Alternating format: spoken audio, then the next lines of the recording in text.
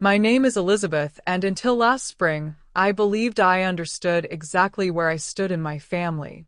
That illusion shattered on a Sunday afternoon.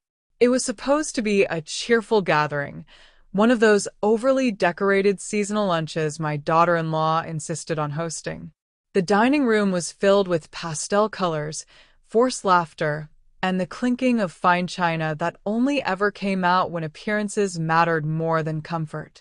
I had dressed carefully, choosing something modest but elegant, hoping, perhaps foolishly, that things between us had improved. They hadn't. Clara greeted me at the door with our kisses and a smile that never reached her eyes. She had perfected that expression over the years, pleasant enough for others to admire, but hollow if you looked closely. "Elizabeth," she said sweetly, "I've been waiting for you. I have something special." I should have known then. My son Daniel hovered nearby, distracted, as usual. He had become quieter over the years, more distant. At first, I thought it was just work stress, then marriage adjustments. Eventually, I stopped making excuses. It was easier than admitting the truth. Lunch went on like a performance. Clara dominated the conversation, guiding it effortlessly, correcting people subtly, steering attention back to herself whenever it drifted. I noticed how often she interrupted Daniel, how quickly he yielded. That used to be my son, the one who debated passionately, who laughed loudly. Now, he barely finished sentences. Then came the moment. Clara stood, lifting a decorative gift box wrapped in gold paper. "This," she announced, "is for Elizabeth." I saw it and immediately thought of you. Every eye turned toward me. I smiled politely, though something in my chest tightened. I took the box, feeling its unexpected lightness. Inside was another box, smaller, white, clinical-looking. Not festive, not thoughtful, cold. I opened it. Inside lay a brochure. A retirement residence. Not one of those luxurious places with gardens and libraries. No, this was the kind of place you passed on the outskirts of town and tried not to think about. Stark photos. Smiling seniors that looked staged. Words like affordable, efficient care, practical living. A folded note slipped out and landed in my lap. I didn't want to read it, but I did. A more suitable place for your next stage. We've been worried. For a moment, I couldn't hear anything. The room blurred slightly, like I had stepped outside my own body. Then the silence hit. Everyone was watching. Clara tilted her head. "Well, don't you think it's a good idea? That house is far too much for you now." I looked at Daniel. He didn't look back. That hurt more than the gift. "I managed just fine," I said calmly, though my fingers tightened around the brochure. Clara let out a soft laugh.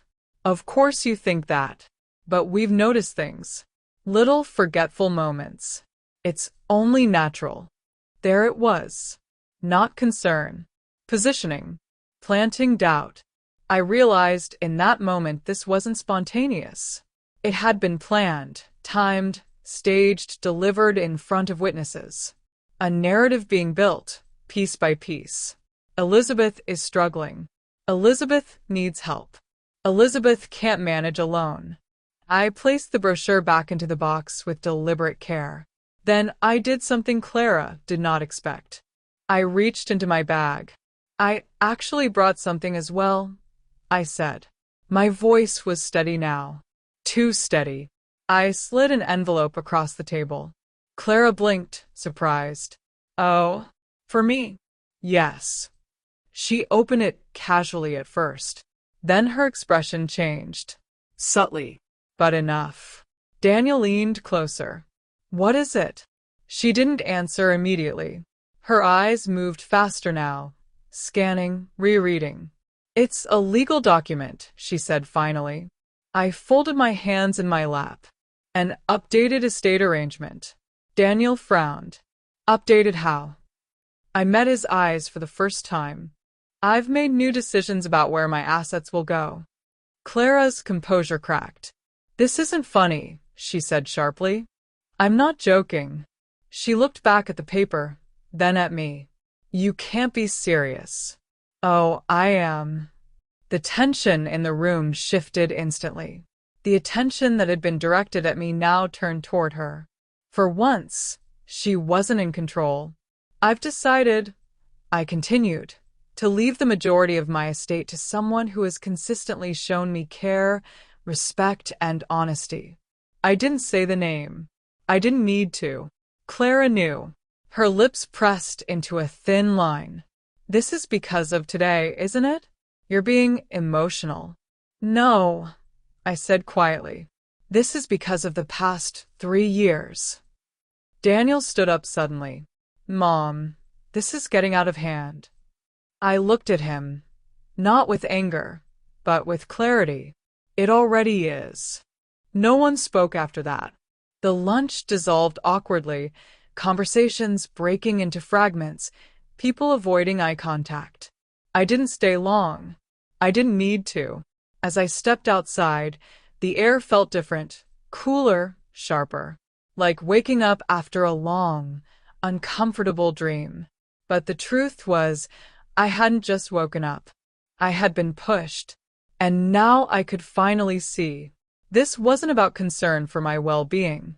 It was about control, about money, about rewriting reality until I no longer trusted my own mind. And that I could not allow, because Clara had made one critical mistake. She thought I would quietly accept it. She thought I would doubt myself. She thought I was alone. She was wrong. I got into my car and sat there for a moment, staring at my reflection in the mirror. I looked exactly the same, but something inside me had shifted, hardened, focused. If this was the game she wanted to play, then she had just invited the wrong opponent. The morning after that lunch, I woke up earlier than usual, not because I had slept well, but because my mind refused to rest. The house felt unusually quiet, heavier somehow, as if the walls themselves had absorbed everything that had happened the day before. I sat at the kitchen table with a cup of tea growing cold in my hands, replaying every detail, not just the moment with the brochure, but everything leading up to it. When I forced myself to look honestly, the pattern was undeniable. Clara hadn't humiliated me on a whim.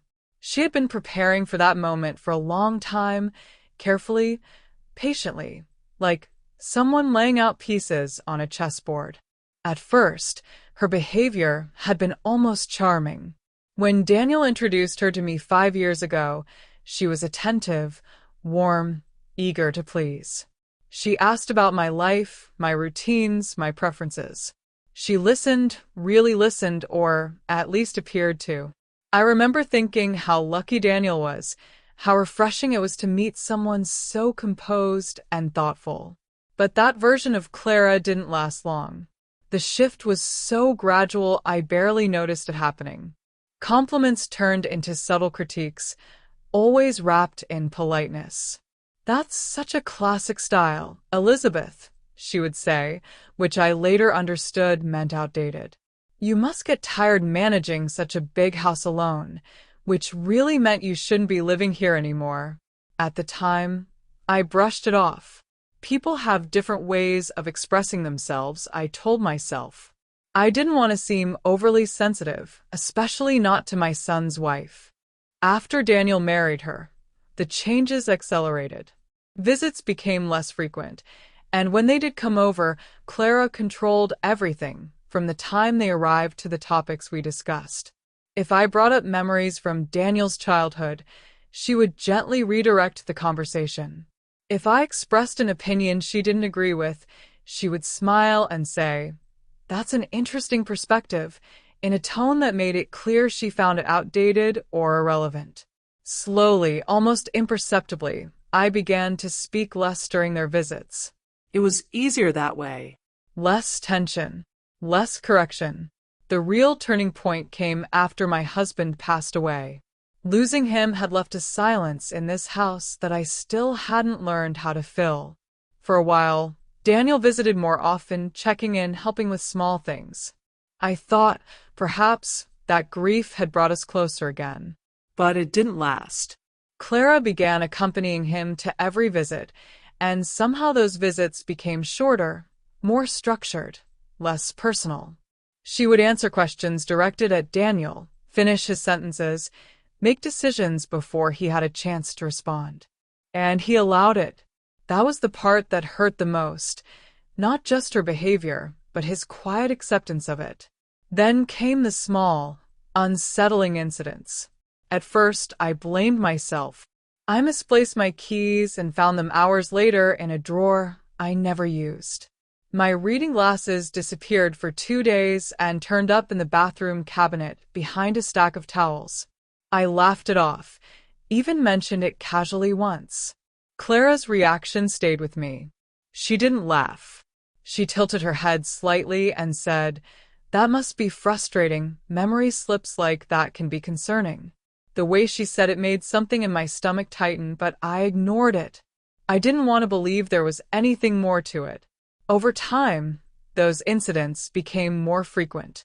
A missing scarf, a photo album with pages out of order, a bill I distinctly remembered placing on my desk suddenly appearing in the kitchen.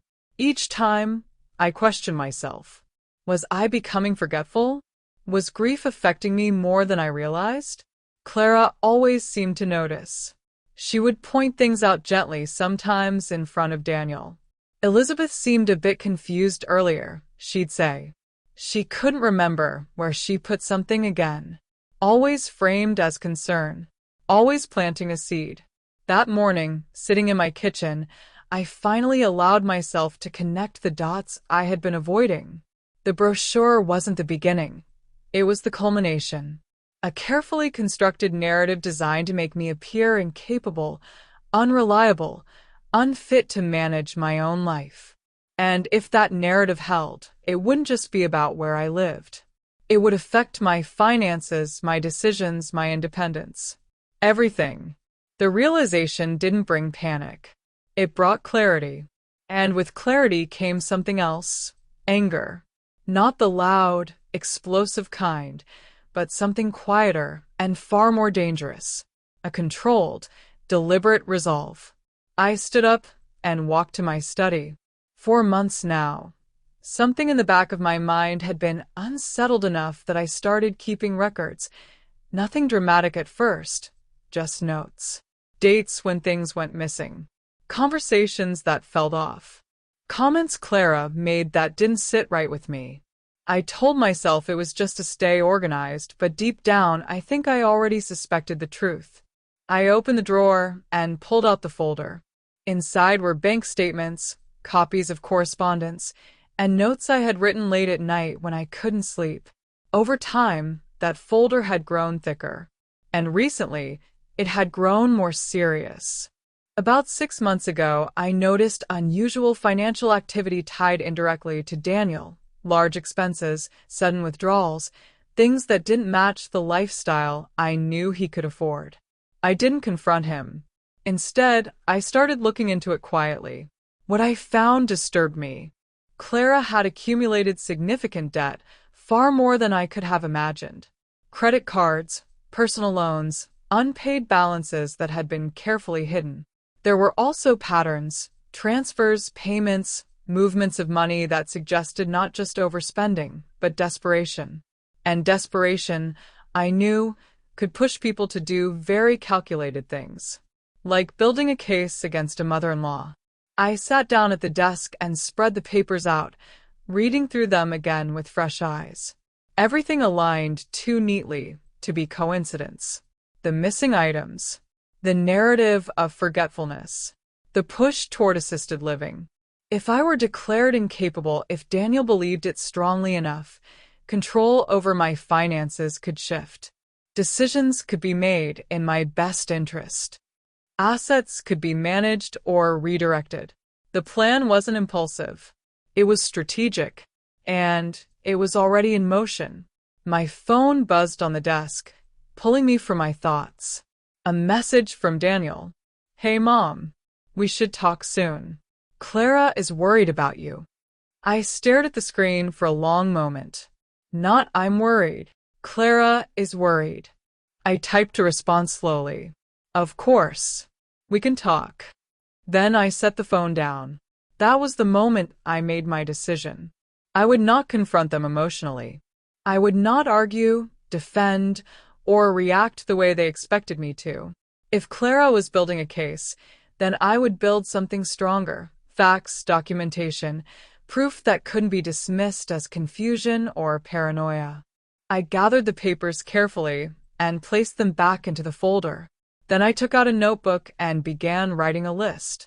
Legal consultation, medical evaluation, financial restructuring, documentation of every interaction moving forward. If they wanted to question my competence, I would make it undeniable.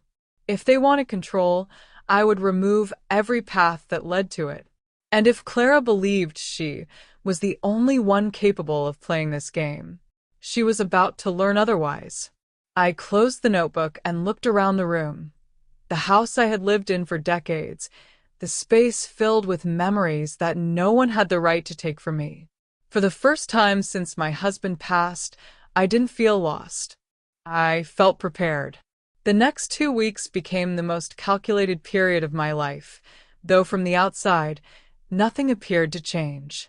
That was intentional. If Clara had spent years crafting her narrative, I understood that any sudden shift in my behavior would only feed into it. So I continued as I always had, answering Daniel's calls with calm warmth, agreeing to occasional visits, even allowing Clara to maintain her carefully constructed tone of concern. But beneath that surface, everything was different. I was no longer reacting. I was preparing. The first step was legal. I scheduled a consultation with an attorney outside of our usual circle, someone with no prior connection to Daniel or anyone he knew. I chose carefully, deliberately avoiding recommendations that could somehow trace back to Clara. Sitting in that office, explaining my situation out loud for the first time, felt surreal. I expected skepticism, maybe even polite dismissal. Instead, the attorney listened closely, asked precise questions, and took detailed notes. When I finished, there was a pause before he spoke. What you're describing, he said, is not uncommon in cases involving asset control and elder influence. The key is documentation and timing. Hearing that confirmed something I had only suspected. I wasn't imagining this, and I wasn't alone in experiencing it. We began by updating everything. Not just my will, but my power of attorney, healthcare directives, and financial control structures. Every document was carefully drafted to ensure that no authority would default to Daniel under any circumstance unless I explicitly chose it. Instead, I appointed someone I trusted completely, someone who had been consistently present, not strategically involved. The process was thorough, almost clinical, and that's exactly what I needed. Emotion had no place here. Precision did. The second step was medical. If Clara intended to question my mental competence, I needed undeniable, professional verification. I arranged for a full cognitive and neurological evaluation at a respected clinic. The experience was far more extensive than I expected. Hours of testing, memory assessments, problem-solving tasks, and detailed interviews. At times, I found it almost ironic. Clara had been trying to convince others that I was losing my mind, and here I was voluntarily placing my mind under a microscope. When the results came in, they were exactly what I already knew. No signs of cognitive decline, no evidence of impairment. Clear, documented, certified. I made multiple copies of that report. The third step was financial restructuring. This was the most delicate part. Over the years, Daniel and I had shared certain financial connections, investments his father had helped him start, informal loans, joint considerations that had never been fully formalized. At the time, it had felt natural, even supportive. Now I saw how vulnerable those arrangements were. With my attorney's guidance, I began untangling everything. Accounts were separated, Assets were restructured into protected trusts, and any informal agreements were documented properly. It wasn't about punishing Daniel. It was about removing any opportunity for manipulation. Throughout all of this, I kept detailed records. Every conversation, every visit, every comment Clara made that could be interpreted as undermining. I noted dates, times, exact wording. Not because I wanted to obsess over it, but because I understood something crucial. If this escalated legally, precision would matter more than emotion. And then there were the missing items. At first, I hadn't intended to focus on that, but the pattern became impossible to ignore. One afternoon, I decided to test something. I placed a small, distinct object, a silver letter opener, on my desk, exactly aligned with the edge. I memorized its position.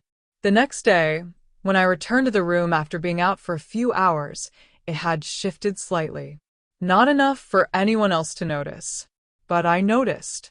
That was when certainty replaced doubt completely. This wasn't forgetfulness. It was interference. I installed discrete security cameras shortly after that. Not obvious ones, small, carefully positioned, covering key areas of the house. It felt strange, almost invasive at first, but necessary. If Clara was entering my home and moving things, I needed proof that couldn't be explained away. A few days later, I got it. The footage showed Clara entering the house using the spare key Daniel had insisted they keep for emergencies. She moved with confidence, not hesitation, as if she had done it before. She went through drawers, opened cabinets, and yes, she took things. Small items. Not enough to raise immediate alarm, but enough to create confusion over time.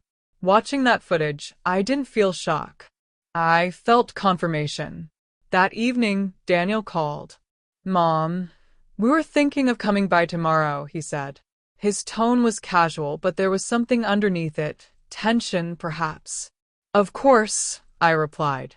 "I'll be home." When they arrived the next day, I greeted them as usual. Calm, composed, welcoming. Clara scanned the room subtly as she walked in, as if checking for something. Daniel looked tired again. That hadn't changed. We sat in the living room, and for a while, the conversation stayed neutral. Weather, work, small talk. Then Clara shifted it. "Elizabeth," she said gently, "have you thought any more about what we discussed? About making things easier for yourself?" There it was again. I folded my hands. "I've been thinking about many things." Daniel leaned forward. We're just worried about you, Mom. "You've seemed different lately." "Different how?" He hesitated. Clara answered for him. "More forgetful. More scattered. It's nothing to be ashamed of, it happens." I held her gaze. "Does it?" A brief silence followed. Daniel cleared his throat. "We actually spoke to someone. Just to understand options." "An attorney?" I asked. Both of them froze for a fraction of a second. "Yes," Clara said carefully. "Just to be prepared." Prepared. The word echoed in my mind. I nodded slowly. "That's very proactive of you." Clara smiled, but there was tension behind it now. "We just want what's best for you." "I'm sure you do," I said. And I meant it, just not in the way she intended. What neither of them knew was that every step they thought they were ahead on, I had already matched or surpassed. The conversation continued, but the balance had shifted. I could see it in Clara's eyes. She was used to guiding, controlling, shaping outcomes. But now, something felt off to her. She couldn't quite identify it, but she sensed it. Good. Because the truth was, the foundation she had been building her plan on was no longer stable. And she didn't even know it yet. After they left, I sat alone in the quiet house once again, but this time, the silence felt different. It wasn't heavy. It was controlled. Everything was in place. The documents, the medical proof, the financial protections, the footage, all of it. I wasn't waiting anymore. I was ready. And soon, Whether Clara intended it or not, everything she had been doing in the shadows was going to come into the light. 3 days after that visit, everything escalated. It didn't begin with a phone call or a confrontation, but with something far more calculated, a formal letter. It arrived in a plain envelope, addressed neatly in printed text, the kind that immediately signals seriousness before it's even opened. I stood in the hallway for a moment, turning it over in my hands, already knowing who it was from. When I finally unfolded the paper, my suspicions were confirmed. It was from a legal office, stating that concerns had been raised regarding my ability to manage my affairs independently and that a formal evaluation process might be initiated for my protection. For my protection. I almost smiled. Clara had made her move. But what she didn't know was that she was already too late. I placed the letter on the table and took a slow breath, not out of fear, but to steady the surge of clarity that came with it. This wasn't unexpected. In fact, it was inevitable. She had been building toward this moment for months, maybe longer. The brochure, the comments, the staged concern, it all led here. A legal attempt to take control. But unlike the version of me she had planned for, the one she believed to be confused and vulnerable, I was prepared. I called my attorney immediately. He wasn't surprised. "They've filed an inquiry," he explained calmly after reviewing the letter. "It's not uncommon, but in order for it to go anywhere, they need evidence, documentation, medical backing." "I have all of that," I said. "Yes," he replied, "which puts you in a very strong position. The key now is how you respond. We don't just defend, we counter." Counter. That word settled something firmly inside me. Within hours, we began preparing. My medical evaluations were submitted, along with formal statements verifying my cognitive health. My updated legal documents were filed and reinforced, ensuring there was no ambiguity about who had authority over my affairs. Every piece of evidence I had gathered, the financial records, the documented incidents, even selected footage, was organized into a structured case. But the most important step wasn't legal. It was personal, because before this went any further, I needed to speak to Daniel. I called him that evening. "Can you come by tomorrow?" I asked, alone. There was a pause on the other end of the line. "Is this about the letter?" he asked cautiously. "Yes." Another pause. "Okay," he said finally. "I'll come." The next day, he arrived right on time. No, Clara. That alone told me something.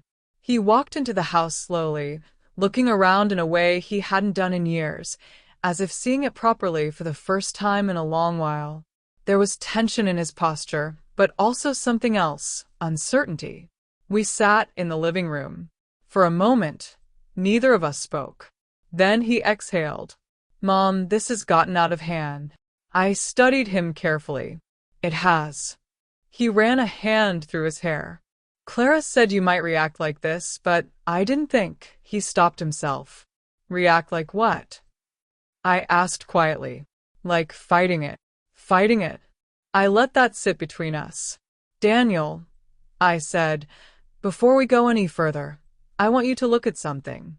And I need you to look at it as my son, not as Clara's husband." He hesitated, then nodded. I stood, went to my study, and returned with a folder. "Not all of it. Just enough."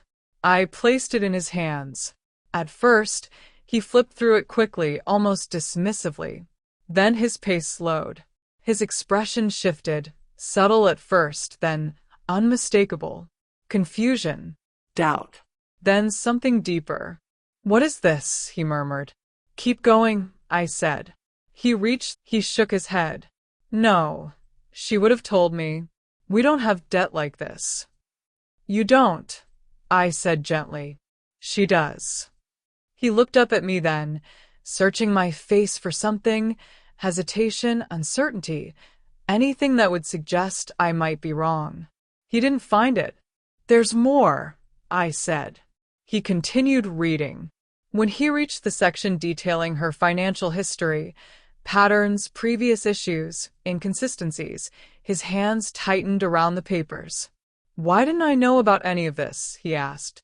"That's a question you'll have to ask her." The silence that followed was heavier than anything we'd shared before. Then I spoke again. "Daniel, do you remember the things Clara has been saying about me? The forgetfulness, the confusion?" He nodded slowly. I stood and walked to the side table, picking up a small remote. Without a word, I turned on the screen. The footage began to play. Clara entering my house, opening drawers, taking items, moving things deliberately. Daniel didn't speak.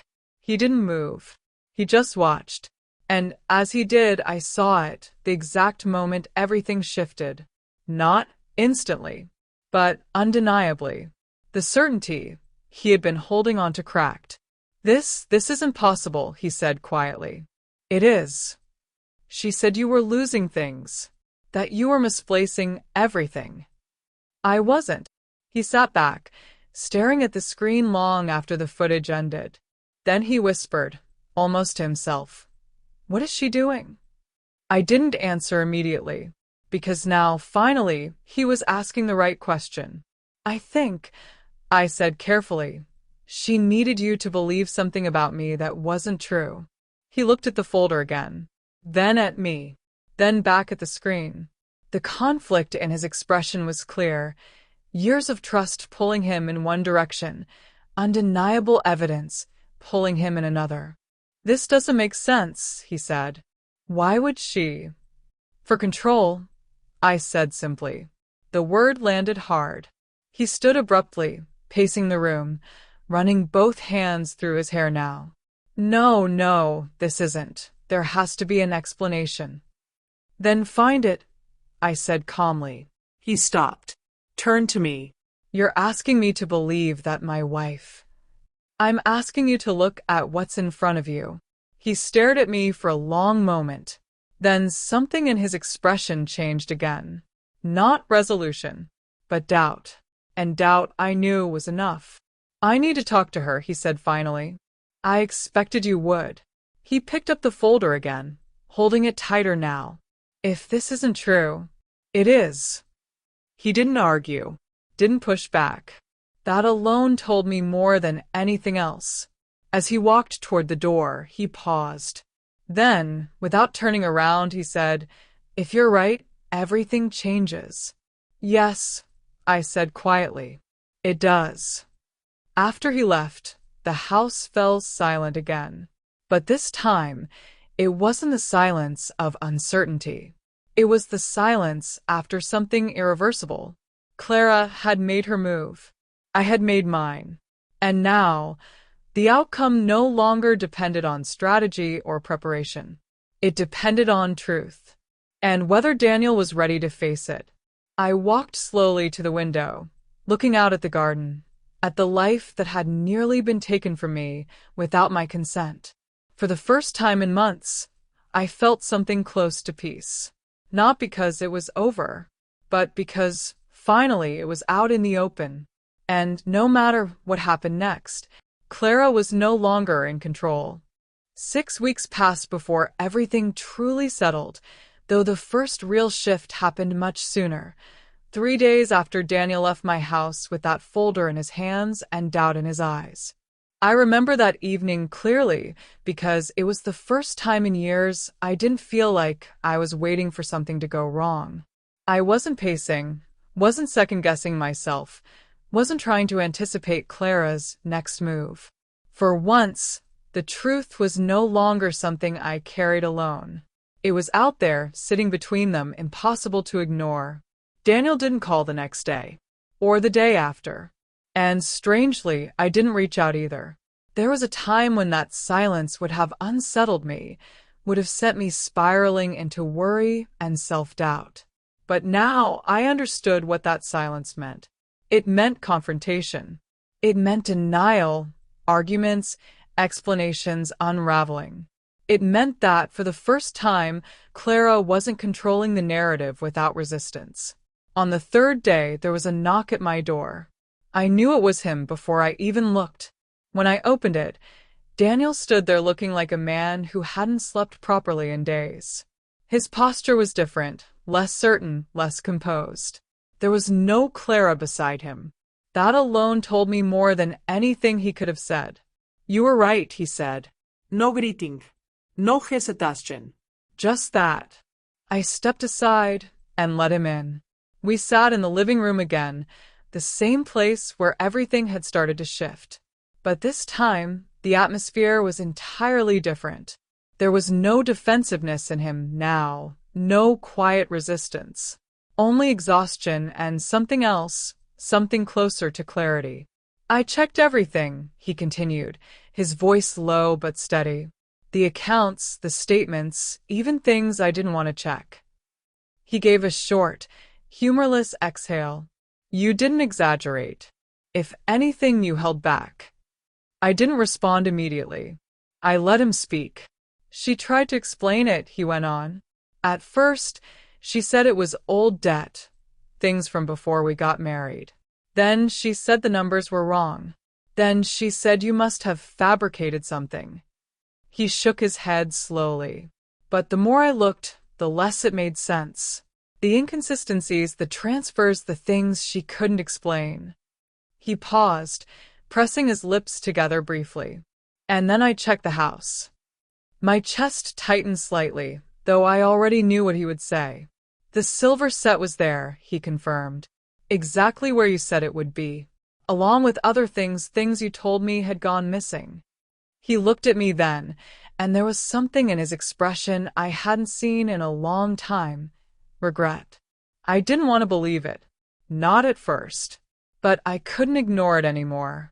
Silence settled between us, but it wasn't uncomfortable. It was heavy, yes, but honest. What happened after that? I asked quietly. He leaned back, running a hand over his face. We argued. Not like we've argued before. This was different. There was no way to smooth it over, no way to redirect it. I asked her directly about everything. I nodded once. He didn't need to say the word. Divorce. It hung in the air anyway. She's not taking it well, he added. She's angry, defensive, still trying to twist things, still trying to make it seem like this is all some kind of misunderstanding. He looked at me again. But it's not, is it? No, I said calmly. It isn't. He exhaled slowly, as if releasing something he had been holding on to for years. I should have seen it sooner, he admitted. There were moments, things that didn't sit right. But every time, there was an explanation. A reason. And he trailed off.